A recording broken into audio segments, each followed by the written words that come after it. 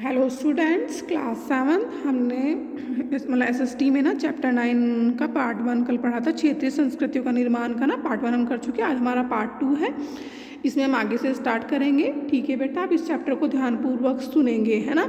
और कहीं भी कोई डाउट लगे तो आप क्वेश्चन पूछ सकते हैं। आज हमारा यहाँ से मतलब स्टार्ट है चैप्टर संरक्षकों के लिए चित्रकला लघु चित्रों की परंपरा। एक अन्य परंपरा जो कई रीतियों से विकसित हुई वह थी लघु चित्रों की परंपरा।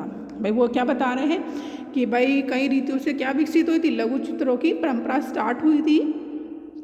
छोटे लघु चित्र क्या होते हैं? छोटे आकार के चित्र होते हैं, है ना। छोटे छोटे चित्र बनाए जाते हैं जिन्हें आमतौर पर किससे बनाया जाता है? जल रंगों से कपड़े या कागज पर चित्रित किया जाता है। मतलब कपड़े, है ना, जो जल रंग होते हैं पानी के रंगों से कपड़े या कागज पर क्या करता है? बना जाता है। प्राचीनतम लघु चित्र ताल पत्रों अथवा लकड़ी की तख्तियों पर चित्रित किए जाते थे। अगर हम पहले के टाइम पीरियड की बात करें तो लघु चित्र किस पे बनते थे? ताल पत्रों में लकड़ी की तख्तियों पर बनाए जाते थे। इनमें से सर्वाधिक सुंदर चित्र जो पश्चिम भारत में पाए गए जैन ग्रंथों को, है ना, सचित्र बनाने के लिए प्रयोग किए गए हैं। भाई जो पहले जो बहुत ही सुंदर चित्र बनाए गए थे पश्चिम भारत में कहाँ पे पाए गए हैं? जैन ग्रंथों में ना बनाए गए हैं सचित्र। मतलब बिल्कुल ऐसे लगते हैं देखने में जैसे कि सजीव चित्र हो। मुगल बादशाह अकबर, जहांगीर और शाहजहां ने अत्यंत कुशल चित्रकारों को संरक्षण प्रदान किया था। जो मुगल बादशाह हुए हैं वो कौन थे? मुगल बादशाह थे कि अकबर, जहांगीर, शाहजहां, है ना, जो कुशल मतलब वो अपने काम में करने में कितना थे? एक्सपर्ट थे, है ना। उन चित्रकारों को संरक्षण मतलब उन्हें सुरक्षा प्रदान की है जो प्राथमिक रूप से इतिहास और काव्यों की पांडुलिपियाँ चित्रित करते थे। किसकी? इतिहास और काव्यों की पांडुलिपियाँ चित्रित करते थे। ये पांडुलिपियाँ आमतौर पर कैसी होती थी? चटक रंगों में चित्रित की जाती थी, है ना। चटक मतलब गहरे रंगों से बनाई जाती थी। और उसमें क्या क्या बनाए जाते थे? दरबार के दृश्य होते थे, लड़ाई, शिकार के दृश्य और सामाजिक जीवन के अन्य पहलू चित्रित किए जाते थे। अक्सर उपहार के तौर पर भी इन चित्रों का आदान प्रदान किया जाता था। जो चित्र बनाए जाते थे, है ना, उपहार, है ना, गिफ्ट के रूप में आदान प्रदान, मतलब कि भाई, है ना, उपहार के रूप में मतलब है ना, आपस में एक दूसरे को दिए जाते थे। कुछ गिने चुने लोगों, बादशाह और उनके घनिष्ठ जनों द्वारा ही देखा जाता है। वो जो चित्र वगैरह बनाते हैं कि इन चित्रों को कौन लोग देखते थे? भाई जैसे राजा हैं या उनके जो घनिष्ठ मित्र होते थे, है ना, वही इन चित्रों को देख पाते थे। मुगल साम्राज्य के पतन के साथ अनेक चित्रकार मुगल दरबार छोड़कर नए उभरने वाले क्षेत्रीय राज्यों के दरबारों में चले गए। परिणाम स्वरूप मुगलों की कलात्मक रुचियों ने दक्षिण के क्षेत्रीय दरबारों और राजस्थान के राजपूती दरबारों को प्रभावित किया। जब मुगल साम्राज्य का पतन मतलब धीरे धीरे क्या होने लगा? खत्म होने लगा, तो वहाँ के जो मुगल दरबार के चित्रकार थे वो छोड़कर कहाँ चले गए थे? जिन क्षेत्रों में, है ना, इस कला का क्या हो रहा था? भाई इस कला का विकास हो रहा था, है ना। जो मुगलों की कलात्मक रुचियाँ क्या थी? दक्षिण के क्षेत्रीय दरबारों और राजस्थान के राजपूती दरबारों को प्रभावित, मतलब उनके क्षेत्रों को उसने प्रभावित किया है। लेकिन इसके साथ ही उन्होंने अपनी विशिष्ट विशेषताओं को सुरक्षित रखा। भाई उन्होंने इसके साथ साथ किसको, जो उनकी विशिष्ट, है ना, मतलब उनकी कुछ विशिष्ट विशेषताएं थी उनको उन्होंने सुरक्षित रखा और उनका विकास भी किया। मुगल उदाहरणों का अनुसरण करते हुए शासकों तथा उनके दरबारों के दृश्य चित्रित किए जाने लगे। भाई जो मुगल उदाहरणों का भाई अनुसरण मतलब उनको फॉलो करने वाले जो शासक वगैरह थे उनके दरबार में जो चित्र वगैरह, है ना, चित्रित किए गए थे।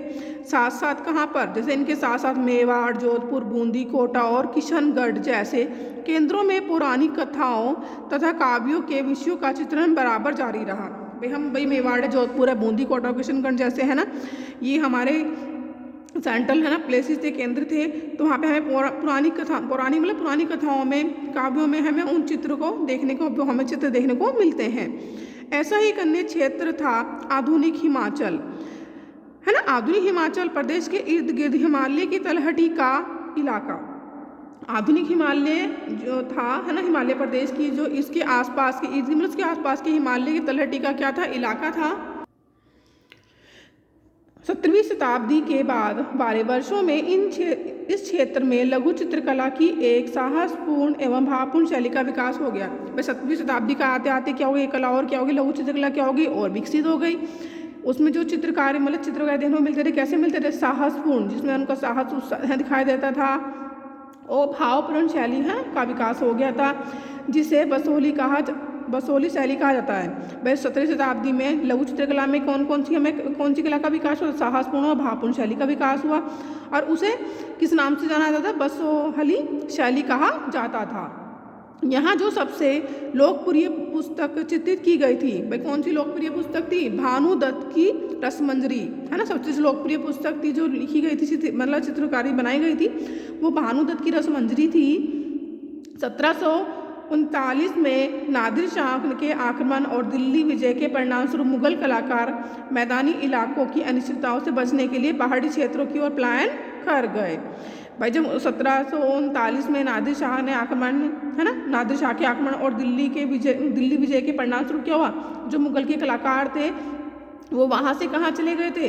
जब भाई मैदानी इलाकों में युद्ध वगैरह होने लगा, है ना, वहाँ पे उन्हें अपनी कोई सुरक्षा नहीं लगी, तो वो लोग कहाँ से हैं, वहाँ की अनिश्चितताओं से बचने के लिए कहाँ चले गए थे? पहाड़ी क्षेत्रों पर चले गए। आपको बेटा यहाँ पे पिक्चर दिखाई जा रही है, इसमें क्या? होली खेलते हुए महाराणा राम सिंह राजपूत लघु चित्रकोटा कि यहाँ पर जो चित्र दिखाया गया है, क्या दिखाया जा रहा है कि भाई होली खेलते हैं ना, होली खेलते हुए का चित्र दिखाया गया है। और नीचे क्या दिखाया गया है चित्र में? कृष्ण राधा और उसकी सखियाँ, पहाड़ी लघु चित्र कांगड़ा कि क्या दिखाया भाई? कृष्ण राधा और कृष्ण राधा और उसकी ना सखी बैठे हुए हैं, और इसे ये पहाड़ी लघु चित्र क्या है? इसे कांगड़ा के नाम से जाना जाता है ना, दिखाया गया है। उन्हें वहाँ जाते ही आश्रय दाता तैयार मिले। भाई जब वो लोग वहाँ से कहाँ से, मैदानी इलाकों से कहाँ आ गए थे? पहाड़ी क्षेत्रों पर आकर उन्हें वहाँ पर क्या मिल गया? आश्रय मिल गया, जिसके फलस्वरूप चित्रकारी की कांगड़ा शैली विकसित हुई। वहाँ जाकर जो उनकी चित्रकारी की कौन सी शैली विकसित हुई थी? कांगड़ा शैली विकसित हुई। 18वीं शताब्दी के मध्य भाग तक कांगड़ा के कलाकारों ने एक नई शैली विकसित कर ली थी। 18वीं शताब्दी के मध्य, जब मिडिल टाइम पीरियड तक, कांगड़ा के कलाकारों ने एक नई और शैली विकसित कर ली थी, जिसने लघु चित्रकारी में एक नई जान डाल दी। उनकी प्रेरणा का स्रोत वहाँ की वैष्णव परंपराएं थी, मतलब जो वहाँ पे जो उनकी प्रेरणा का स्रोत क्या थी? वहाँ की जो वैष्णव परंपराएं थी वो थी।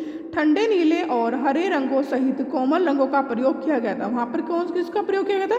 भाई ठंडे नीले और हरे रंगों का और दूसरे कोमल रंगों का प्रयोग किया गया था। और विश्व का काव्यात्मक निरूपण कांगड़ा शैली की विशेषता थी। कांगड़ा शैली की विशेषता क्या थी? काव्यात्मक निरूपण, है ना, उसकी विशेषता थी। फिर बताते हैं कि भाई वहाँ के कलाकारों के द्वारा ने वहाँ के साधारण स्त्री पुरुष भी बर्तनों, दीवारों, कपड़ों, फर्श आदि पर अपनी कलाकृतियाँ चित्रित करते थे। जो साधारण स्त्री पुरुष थे वो किन पर अपनी कलाकारी बनाते थे, चित्रकारी करते थे? बर्तन, दीवारों, कपड़ों और फर्श पर करते थे। कला के इन नमूनों में से कुछ ही बच पाते थे। भाई उन पर जो नमूने बनाते थे उन चीज़ों पर वो कुछ ही नमूने बच पाते थे। लेकिन इसके विपरीत क्या था? जो लघु चित्र थे राजमहलों में सावधानी पूर्वक रखे जाते थे, जिससे वे सदियों तक क्या रहे? सुरक्षित रहे। फिर नेक्स्ट आता है आपका बंगाल।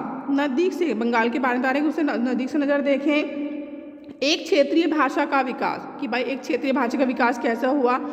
कि हम अक्सर क्षेत्रों के नाम वहाँ के निवासियों द्वारा बोली जाने वाली भाषा के अनुसार निर्धारित करते हैं। भाई हम किसी भी क्षेत्र का भाई हम कैसे पता करते हैं भाई वो क्षेत्र क्या है? कि वहाँ पर जो भाषा बोली जाती है उसी के अनुसार निर्धारित करते हैं। इसलिए हम ये मान लेते हैं कि बंगाल में लोग हमेशा कौन सी भाषा बोलते हैं? बंगाली ही बोलते थे। किंतु यह एक दिलचस्प बात है कि आज बंगाली संस्कृत से निकली हुई भाषा मानी जाती है। हम बंगाली की बात करें, बंगाली जो भाषा है वो किससे निकली हुई है? संस्कृत से निकली हुई भाषा मानी जाती है। प्रारंभिक, है ना, ईसा पूर्व प्रथम सहस्राब्दी के मध्य भाग में संस्कृत ग्रंथों के अध्ययन से यह पता चलता है कि बंगाल के लोग संस्कृत से उपजी हुई भाषाएं ही नहीं बोलते थे। वो कहते हैं कि भाई जैसे संस्कृत ग्रंथों के जब अध्ययन से क्या पता लगा कि जो बंगाल के लोग संस्कृत से उपजी हुई भाषा नहीं बोलते थे, तो फिर नई भाषा का उद्भव कैसे हुआ? वो बोलते हैं ईसा पूर्व 4वीं-3वीं शताब्दी से बंगाल और मगध मतलब दक्षिण बिहार के बीच वाणिज्य संबंध स्थापित हो गए। वाणिज्य संबंध मतलब व्यापार वगैरह आपस में करते थे। कौन सी शताब्दी? 4वीं और 3वीं शताब्दी में। तो जिसके कारण क्या हुआ? संभवतः संस्कृत का प्रभाव बढ़ता गया होगा, है ना, धीरे धीरे क्या संस्कृत का प्रभाव बढ़ता गया होगा। 4वीं शताब्दी के दौरान गुप्त वंशीय शासकों ने उत्तरी बंगाल पर अपना राजनीतिक नियंत्रण स्थापित कर लिया और वहाँ ब्राह्मणों को बसाना शुरू कर दिया। भाई 4वीं शताब्दी में वहाँ के दौरान उन्होंने क्या किया था? जो गुप्त वंशीय शासक थे उन्होंने वहाँ पर उत्तरी बंगाल में किसको, उत्तरी बंगाल में अपना राज्य स्थापित कर लिया और वहाँ पर किन लोगों को बसाना शुरू किया, ब्राह्मणों को बसाना शुरू कर दिया। इस प्रकार गंगा की मध्य घाटी में के भाषाई तथा सांस्कृतिक प्रभाव अधिक प्रबल हो गए, कि जो गंगा की मध्य घाटी में कौन से भाषाई और संस्कृत प्रभाव अधिक क्या हो गए, प्रबल हो गए। और 7वीं शताब्दी में चीनी यात्री ह्यून सांग ने यह पाया कि बंगाल में सर्वत्र संस्कृत से संबंधित भाषाओं का प्रयोग हो रहा है। जो एक चीनी यात्री थे, कौन सी 7वीं शताब्दी में चीनी यात्री आए हैं, ह्यून सांग ने क्या पाया कि बंगाल में सर्वत्र संस्कृत से संबंधित भाषाओं का प्रयोग हो रहा है, कि बंगाल में कौन सी भाषा का प्रयोग हो रहा है, संस्कृत से संबंधित भाषाओं का प्रयोग हो रहा है। 8वीं शताब्दी से पाल शासकों के अंतर्गत एक क्षेत्रीय राज्य का उद्भव हो गया। भाई पाल शासकों के अंतर्गत कौन से, एक क्षेत्रीय राज्य का उद्भव हो गया, है ना, वो बच गए। 14वीं से 16वीं शताब्दियों के बीच बंगाल पर सुल्तानों का शासन रहा है। 14वीं से 16वीं शताब्दियों के बीच किसका शासन रहा है, बंगाल पर सुल्तानों का शासन रहा है, जो दिल्ली में स्थित शासकों से स्वतंत्र थे। मतलब जो दिल्ली में जो शासक थे उनसे वो क्या थे, स्वतंत्र थे। 1586 में जब अकबर ने इस प्रदेश को, मतलब बंगाल को क्या कर लिया था, जीत लिया था, तो उसे सूबा माना जाने लगा। उस समय प्रशासन की भाषा कौन सी थी, फारसी थी, लेकिन बंगाली एक क्षेत्रीय भाषा के रूप में विकसित हो रही थी। जो बंगाली भाषा है वो कौन सी भाषा के रूप में विकसित हो रही थी, वो क्षेत्रीय भाषा के रूप में विकसित हो रही थी। वस्तुतः 15वीं शताब्दी तक आते आते उपभाषाओं तथा बोलियों का बंगाली समूह एक सामान्य साहित्यिक भाषा के द्वारा एकबद्ध हो गया था। 15वीं शताब्दी तक वो क्या बता रहे, जो उपभाषाएं थी, बोलियां थी, बंगाली समूह क्या होने लगे कि सामान्य साहित्य भाषा के द्वारा एकबद्ध, है ना, एक मतलब एक जगह इकट्ठे हो रहे थे। यह साहित्यिक भाषा उस क्षेत्र के पश्चिमी भाग की बोलचाल की भाषा थी। जो साहित्यिक भाषा थी उसके पश्चिमी क्षेत्र की बोलचाल की वहाँ की भाषा थी, जिसे अब पश्चिम बंगाल कहा जाता है। यद्यपि बंगाली का उद्भव संस्कृत से ही हुआ था, वो कहते हैं बंगाली भाषा का जो उद्भव हुआ था, शुरुआत होती है वो किससे हुई थी, संस्कृत से ही हुआ था, पर यह अपने क्रम विकास की अनेक अवस्थाओं से गुजरी है। भाई वो उसका जो विकास हुआ है अपनी मतलब क्रम से हुआ है। इसके अलावा गैर संस्कृत शब्दों का एक विशाल शब्द भंडार जो जनजातीय भाषाओं, फारसी और यूरोपीय भाषाओं सहित अनेक स्रोतों से इसे प्राप्त हुआ है, आधुनिक बंगाली का एक हिस्सा बन गया था। बंगाल की जो बंगाली भाषा है उसका कहाँ से उद्भव हुआ था, भाई संस्कृत से हुआ था, है ना, उससे ही मानी जाती है। लेकिन बाद में आगे जाकर उसमें और शब्दों का क्या हो गया कि भाई संस्कृत गैर संस्कृत मतलब जो संस्कृत के शब्द नहीं थे, हैं, संस्कृत से अलग दूसरे शब्दों का एक बहुत बड़ा विशाल शब्द भंडार बन गया था। उसमें कौन कौन सी भाषाओं के शब्द मिले हुए थे, या जनजातीय भाषाएं थी, फारसी थी, यूरोपीय भाषाओं से, है ना, बहुत सारे अनेक स्रोतों से इसे प्राप्त हुआ है। और उस भाषा को क्या कहा जाता है, आधुनिक बंगाली, है, आधुनिक बंगाली का हिस्सा बन गया। बंगाली के प्रारंभिक साहित्य को 2 श्रेणियों में बांटा जा सकता है। जो बंगाली के हमारे प्रारंभिक साहित्य हैं उसको कितनी श्रेणियों में, 2 श्रेणियों में बांटा गया है। एक श्रेणी संस्कृत की ऋणी थी और दूसरी उससे स्वतंत्र थी। जो पहली श्रेणी आती है वो संस्कृत की ऋणी मानी जाती है और दूसरी उससे स्वतंत्र। पहली श्रेणी में संस्कृत महाकाव्यों के अनुवाद, मंगल काव्य। भाई प्रथम श्रेणी में कौन सा है, संस्कृत का महाकाव्य का अनुवाद कौन सा है, मंगल काव्य है। उसका शाब्दिक अर्थ क्या है, शुभ, यानी मांगलिक काव्य, जो स्थानीय देवी देवताओं से संबंधित है और भक्ति साहित्य जैसे गौड़ीय वैष्णव आंदोलन के नेता श्री चैतन्य देव की जीवनियाँ आदि शामिल है ना। उसमें क्या होता है, भक्ति साहित्य है, गौड़ीय वैष्णव आंदोलन का नेता है, गौड़ीय वैष्णव आंदोलन के नेता कौन है, चैतन्य देव की जीवनियाँ आदि शामिल है। दूसरी श्रेणी में नाच साहित्य है ना, दूसरी श्रेणी में कौन सा है, नाच साहित्य शामिल है, जैसे मैनामती, गोपी चंद्र के गीत, धर्म ठाकुर की पूजा से संबंधित कहानियाँ, परी कथाएँ, लोक कथाएँ और गाथा गीत, है ना, हमें मिलते हैं। यहाँ पर ना ऊपर ये दिखाया जा रहा है बॉक्स में, देखो, मैनामती, गोपीचंद और धर्म ठाकुर नाथ लोग कौन होते हैं, सन्यासी होते थे जो तरह तरह की योगिक क्रियाएं करते थे।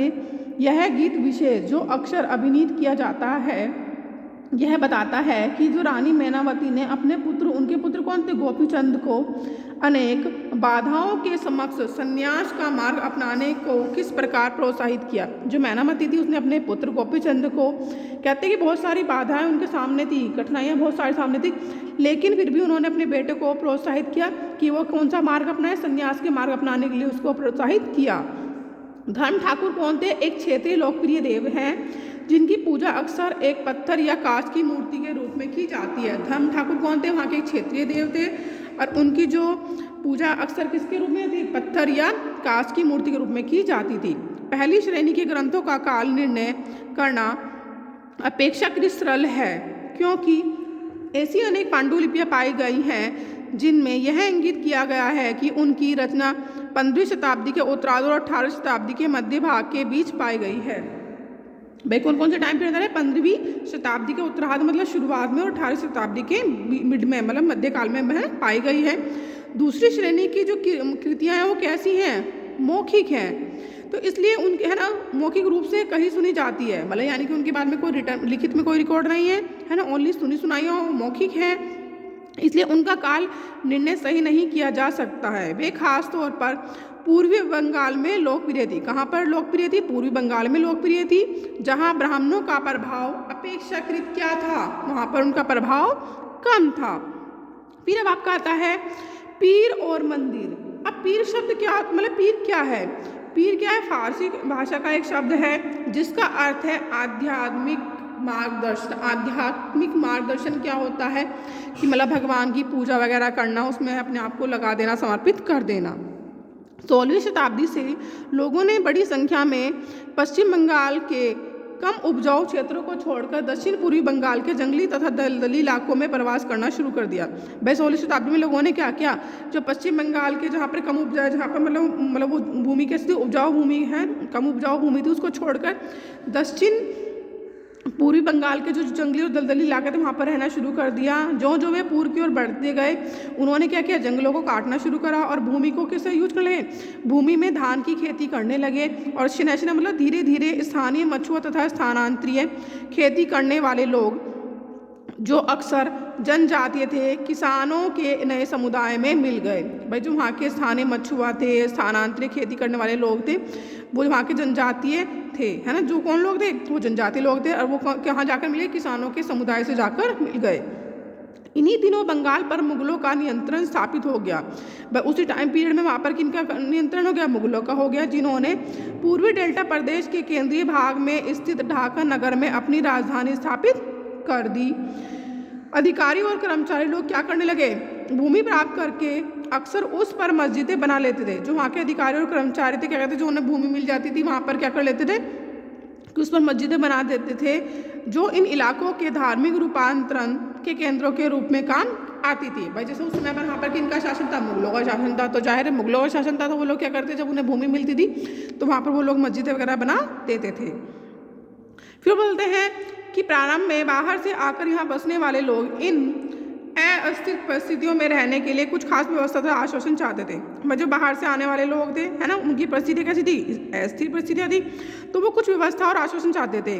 ये सुख सुविधाएं तथा आश्वासन उन्हें समुदाय के, उन्हें ये सुख सुविधाएं और आश्वासन कौन देता था? जो समुदाय का नेता होता था उसके द्वारा उन्हें प्रदान की जाती थी।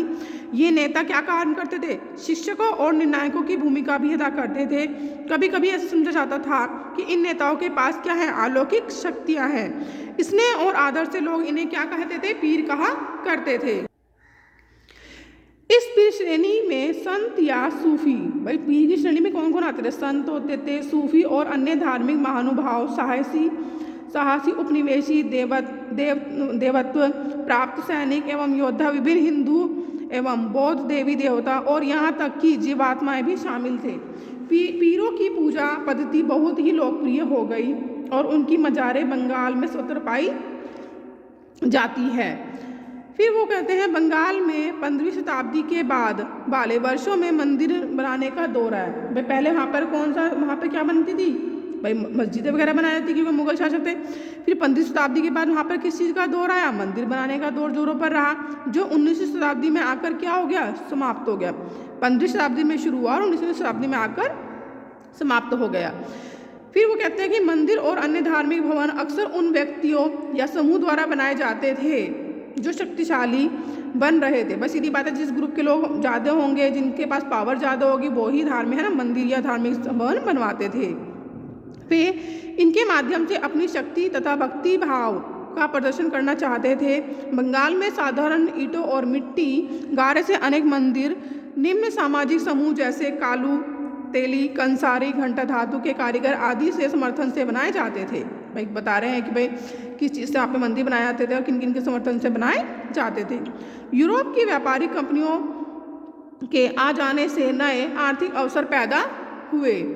इन सामाजिक समूहों से संबंधित अनेक परिवारों ने इन अवसरों का क्या करा, लाभ उठाया। जैसे जैसे लोगों की सामाजिक तथा आर्थिक स्थिति सुधरती गई, उन्होंने इन स्मारकों के निर्माण के माध्यम से अपनी परिस्थिति या प्रतिष्ठा की घोषणा कर दी। भाई धीरे धीरे जैसे वहाँ पे उनकी स्थिति में सुधार आता गया, तो उन्होंने क्या करा, भाई वहाँ पे उन्होंने स्मारकों के निर्माण है अपनी परिस्थिति और प्रतिष्ठा की घोषणा कर दी। जब स्थानीय देवी देवता जो पहले गांवों में छान छप्पर वाली झोपड़ियों में पूजा थे, भाई पहले देवी देवता कहाँ पूजे थे कि यहाँ पे देखो पिक्चर में शो किया है कि भाई छान छप्पर वगैरह की झोपड़ी वगैरह होती थी, वहाँ पर उनकी मूर्तियाँ की जाती है और उनकी वहाँ पर पूजा की जाती थी।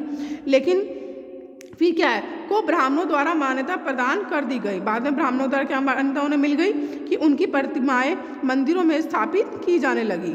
ठीक, यहाँ पर दिखाया जा रहा है कि देखो एक दो चाल छप्पर झोपड़ी है ना, दो चाल छप्पर झोपड़ी ये है और एक चौचाला मंदिर ये पिक्चर में शो किया गया है। यहाँ पे एक जीववाद है। जीववाद क्या है कि यह मानना कि पेड़ पौधों, जड़ वस्तुओं और प्राकृतिक घटनाओं में भी क्या होती है, जीवात्मा है। इन मंदिरों की शक्ल या आकृति बंगाल की छप्परदार झोपड़ियों की तरह दो चाल का मतलब क्या होता है कि दो छतों वाली, चौचाला मतलब चार छतों वाली होती है। भाई वहाँ पे वो मंदिरों की जो शक्ल आकृति है बंगाल की छप्परदार झोपड़ियों की तरह होती है। ठीक, यहाँ पर चित्र में साइड में शो गया है गोपियों के साथ कृष्ण श्यामपुर मंदिर से पक्की मिट्टी की एक पटिया विष्णुपुर कि मंदिर में क्या है, भाई कृष्ण है, कृष्ण के साथ क्या है, उनकी गोपियाँ है ना, उनका चित्र वगैरह दिखाया गया है। यह किससे बना, पक्की मिट्टी से बना हुआ है। इसके कारण मंदिरों की स्थापत्य कला में विशिष्ट बंगाली शैली का प्रादुर्भाव हुआ है कि वहाँ की मंदिरों की जो कला शैली है वो किसका, वहाँ पे विशिष्ट बंगाली शैली का प्रादुर्भाव हुआ है। अपेक्षाकृत अधिक जटिल चौचाला यानी चार छतों वाली ढांचे में चार त्रिकोणीय छतें चार दीवारों पर रखी जाती थी जो ऊपर तिरतक के रेखा या एक बिंदु तक जाती थी। मतलब वहाँ पे वो दिखा रहे हैं कि भाई वो एक भाई चार दीवारें होती थी है ना, उसको ना छत पर उससे छत बनाता है। आपने देखा होगा कि मंदिर वगैरह का जो ऊपर का पार्ट होता है, हिस्सा होता है, वो कैसा होता है, पॉइंटेड होता है। मंदिर आमतौर पर एक वर्गाकार चबूतरे पर बनाए जाते थे, उनके भीतरी भाग में कोई सजावट नहीं होती थी। लेकिन अनेक मंदिरों की जो बाहर की दीवारें हैं उन पर क्या चित्रकारियाँ सजावटी टाइलों अथवा मिट्टी की पट्टियों से सजी होती थी। कुछ मंदिरों में विशेष रूप से पश्चिम बंगाल के बांकुड़ा जिले में विष्णुपुर के मंदिरों में ऐसी सजावटें अत्यंत उत्कृष्ट कोटि तक पहुंच चुकी थी कि मतलब वो कहाँ बता रहे हैं, पश्चिम बंगाल में एक बांकुड़ा जिले में विष्णुपुर के मंदिर में है ना, वहाँ पर ऐसी तरह की सजावटें देखने को मिलती है। फिर आता है मछली भोजन के रूप में।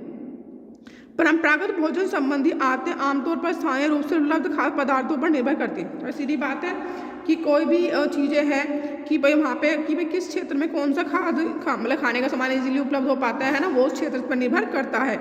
बंगाल एक नदीय मैदान है, वहाँ पर मछली और धान की उपज बहुत ही मतलब वहाँ पर मछली की और धान की बहुत ज़्यादा उपज होती है, इसलिए यह स्वाभाविक है कि इन दोनों वस्तुओं को गरीब बंगालियों की भोजन सूची में भी प्रमुख स्थान प्राप्त होता है। बस सीधी बात है कि वहाँ पर क्या मिलता है, मछली मिलती है और धान मिलता है कि यह इजीली क्या गरीब लोगों की ना जो भोजन सूची उसमें शामिल किया जा सकता है। मछली पकड़ना वहाँ का क्या था, प्रमुख धंधा था, काम था।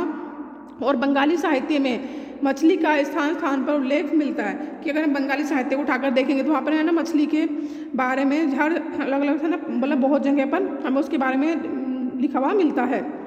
इससे ज़्यादा और क्या होगा कि मंदिरों और बौद्ध विहारों की दीवारों पर जो मिट्टी की पट्टियाँ लगी हैं, वो कहते हैं कि मंदिरों की और जो बौद्ध विहारों की जो दीवार पर वहाँ पे मिट्टी की पट्टियाँ लगी हुई हैं, उनमें भी मछलियों को साफ करते हुए और टोकरी में भरकर बाजार ले जाते हुए दर्शाया गया है। ब्राह्मणों को समिष्ट भोजन करने की अनुमति नहीं है कि भाई उन्हें कौन सी समिष्ट भोजन करने की अनुमति नहीं है, लेकिन स्थानीय आहार में मछली की लोकप्रियता को देखते हुए भाई बंगाल में क्या है कि वहाँ पे स्थानीय आहार में मछली की लोकप्रियता को देखते हुए वहाँ पे क्या हुआ, ब्राह्मण धर्म के विशेषज्ञों ने बंगाली ब्राह्मणों के लिए क्या किया कि इस निषेध में ढील दे दी, मतलब उन्हें थोड़ी सी छूट दे दी। क्या दे दी?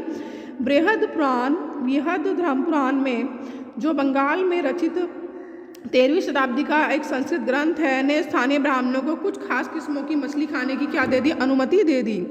कि वहाँ का 13वीं शताब्दी में जो रचित कौन सा है? बृहद धर्म पुराण है। उसमें ना कि वहाँ के बंगाली ब्राह्मणों को है ना कुछ तरह की मछली खाने की क्या दे दी? उन्हें अनुमति दे दी।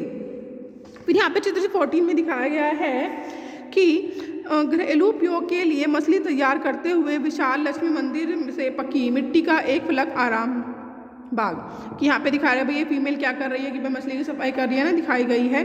फिर आपका आता है यूरोप में राष्ट्र राज्यों का उदय। भाई यूरोप में यूरोप में राष्ट्र राज्यों का उदय कैसे हुआ कि 18वीं शताब्दी के अंत तक यूरोप के लोग स्वयं को क्या मानते थे? एक साम्राज्य जैसे ऑस्ट्रिया हंगरी साम्राज्य की प्रजा या किसी चर्च जैसे यूनानी रूढ़वादी चर्च के सदस्य मानते थे। लेकिन क्या हुआ, 18वीं शताब्दी के अंतिम दशकों में लोग स्वयं को एक ऐसे समुदाय के सदस्य के रूप में भी पहचानने लगे जो एक भाषा जैसे कि फ्रेंच या जर्मन बोलते थे, है ना। वो कौन सी बोलते थे? फ्रेंच या जर्मन बोलते थे। प्रारंभिक 19वीं शताब्दी में रोमानिया में विद्यालय पुस्तकें ग्रीक के स्थान पर, पहले वहाँ पर क्या थी कि ग्रीक के स्थान पर रोमानिया में लिखी जाने लगी और हंगरी में लैटिन के स्थान पर हंगेरिया को राजभाषा के रूप में अपनाया गया। और इसी प्रकार की अन्य प्रक्रिया ने लोगों को यह बोध कराया कि प्रत्येक भाषी समुदाय एक अलग राष्ट्र है। सीधी बात है, हर अलग भाषा का अपना एक अलग राष्ट्र होता है। 19वीं शताब्दी के अंतिम दशकों में इटली और जर्मनी के एकीकरण मतलब एक साथ मिल जाने के लिए हुए आंदोलन ने इस भावना को और अधिक क्या दिया? बल दिया। ठीक है बेटा, आप इस चैप्टर को ध्यानपूर्वक मतलब इस वीडियो को आप है ना इस चैप्टर को आप ध्यानपूर्वक पढ़ेंगे और वीडियो को ध्यानपूर्वक सुनेंगे। ठीक है, और इसमें जहाँ आपको इंपॉर्टेंट लगता है वहाँ पर आप अंडरलाइन करेंगे। अगर आपको कहीं भी कोई दिक्कत होती है तो आप हमसे क्वेश्चन पूछ सकते हैं। ठीक है बेटा, बाय, टेक केयर।